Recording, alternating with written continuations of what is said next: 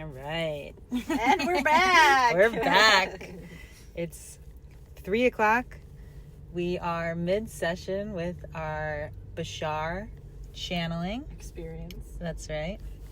And we're circling back to see where we were when we started versus how we're feeling now before heading into the second channeling session. Just to give some context, the way it operates is Daryl comes out, says his hellos, and then basically immediately goes into his connection with spirit and becomes Bashar. And then he speaks openly for how long?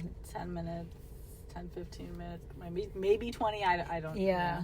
And gives a little monologue about a specific topic, which today's was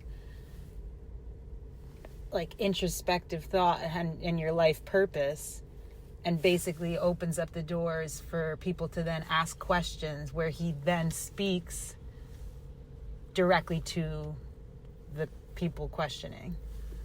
Correct, the individual and whatever that individual's questions are, which could be about anything. Which, yeah, I guess we should start there, which is like there was really no direction. I mean, we jumped right off into a topic about... Well, okay, so beginning with his intro, and we're not talking about Daryl, we're talking about Bashar. I found that intro to almost be like a meditation, so that you start with, you got your juices flowing, and your brain thinking in the right direction when it came to what your purpose here in life is, and the different mechanisms of the system that has led you here, but also what you should be doing, or like the purpose of you being here is to experience it. And with your spirit team, you have already put that experience together with key aspects and milestones, and here you are experiencing it. Yeah. And he's just trying to help you along your journey without giving explicit answers, but the tools in order to get you through. So yeah, I think that intro was a good set for the mind to start. Then the best way he can do that is sharing this, I guess meditation, but informational initial session, yeah, to get you thinking along the right directions, and then directly help each and every person, or as many as the volunteers could get from the crowd. I think individually speaking, part of my favorite bit of his monologue was just the understanding that, again, it's confirming to us, we are not physical, we are spiritual, we are literally soul that is now coming into a condensed version, which is our physical body. It's vibration of all different form that, like you just said, we select which ones we want to focus on while here, and that literally comes together into a physical avatar, a being.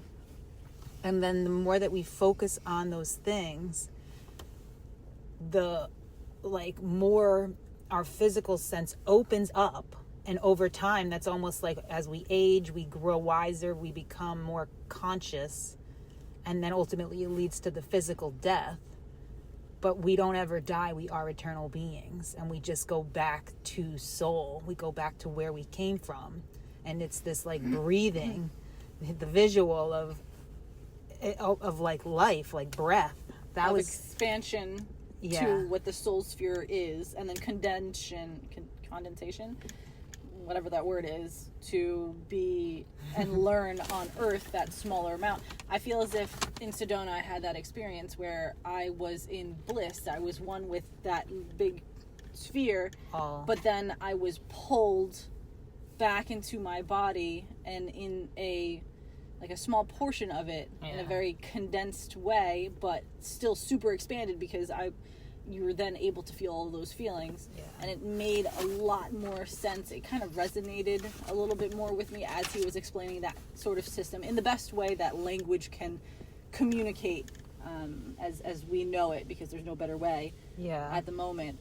But that really resonated with me, his visual and explaining the systems, because I feel as if I've felt that, or I've seen it before, or experienced it before. And that's good segue too, because I think what we've talked about is a lot of what he's expressed as, you know, answers to these individuals' questions are all things that we've already talked about. It's just confirmation to us that, you know, we're somewhat on the right path. I wouldn't even say somewhat. We're definitely, what we're doing is leading us further along in our own personal evolution and the evolution of everyone. And the people around us, the people that are impacted by the words and the actions that we choose. Yeah. So I would definitely agree with that. So out of all the stuff we've learned so far, how'd you feel about it all? Was there anything that stuck out to you? Nothing really truly stuck out as like, oh my gosh, that's like a good pinnacle moment. It was just realizing that everything that he had to say, minus the explanation of the system in which our soul expands and contracts in order to be here on earth and experience things that we want to experience and learn and grow from that, wasn't actually anything that we haven't heard before. Right. Or haven't learned, or haven't discovered within our own life experience, or talked with others about. And that was a tremendous confirmation that we are actually, in fact, doing the correct things, utilizing the correct tools. Yeah. And we have a good moral, or maybe like the compasses that we individually use and the things that we talk about are along the same paths, and I don't want to say like it's going in the right direction, but it feels right. Yeah. And I think to that point, just to come like full circle, really the intention of life is love. And that was something that he stated, which is that love is the literal frequency of life itself. And when people ask, what's my purpose? Like, what's my soul mission here? It's really to be of service to others. And, you know, like, how are we using those tools? How are we taking action based on being of service to people and doing that in a way that's like of interest to us? That's really what our purpose is. And I feel like that's not something that some people can really understand or grasp, or, you know, one thing sticks out. He said, you know, you're overcomplicating things. Yeah. And you don't need to. And I can definitely see that. If you're spending so much time looking at all of the breadcrumbs or permission slips, as he calls them, looking at tarot cards and rolling dice and all of those different things, for some people it works, and for some people it feels good at that level, but sometimes you can go over search and overlook and try to find answers in everything when you already intrinsically know the answers. Yeah. You just have to follow what your gut tells you, follow what feels right. Yeah. Trust yourself. Trust that like the answers are within us, and that no matter what, as long as you're like leading from your heart and leading with love, everything's okay. Like you're okay, we're okay. And you know, even if the moment doesn't feel good, or there's something that quote unquote seems bad that's happening to you, it's all a learning. It's all for your betterment and the betterment of everybody involved, the betterment of the collective. I find a lot of individuals sometimes can't make those kinds of connections, and sometimes I feel like they think some of these kinds of things are just woo-woo stuff. Yeah. And they don't believe in it. But when asked the harder questions, they come up with answers. If they even come up with answers, they come up with answers that are actually quite similar to the things that he says, the things that we talk about.